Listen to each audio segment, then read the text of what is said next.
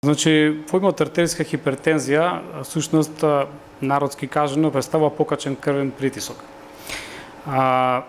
Покачениот крвен притисок представува можеби едно од најчестите заболувања со кои што се соочува светската популација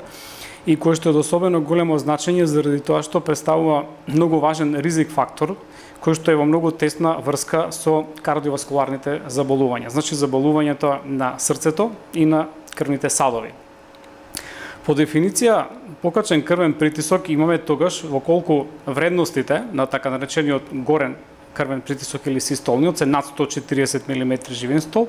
а вредностите на долниот или така наречениот диастолен крвен притисок се над 90 мм живен стол. Значи, генерално тоа се горните граници кои што практично ние означуваат зоната на артериска хипертензија во колку тие вредности се наоѓаат над овие спомнати вредности. Она што е посебно важно да се нагласи дека артериската хипертензија како состојба ја регистрираме при повеќе кратни мерења на крвниот притисок на еден пациент, кога тој се наоѓа во нормална, да кажем, регуларна состојба, затоа што често пати во нашата ординација доаѓаат пациенти кои што се жалат на, во наводници кажано, покачен крвен притисок при стресни ситуации.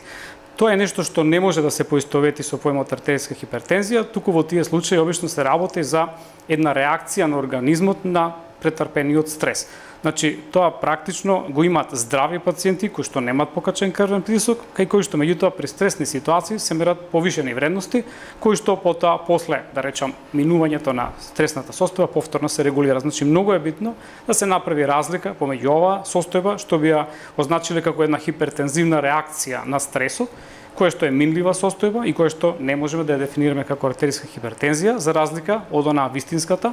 односно покачениот крвен притисок, каде што вредностите на притисокот речиси постојано се високи над овие вредности кои што ги спомнав.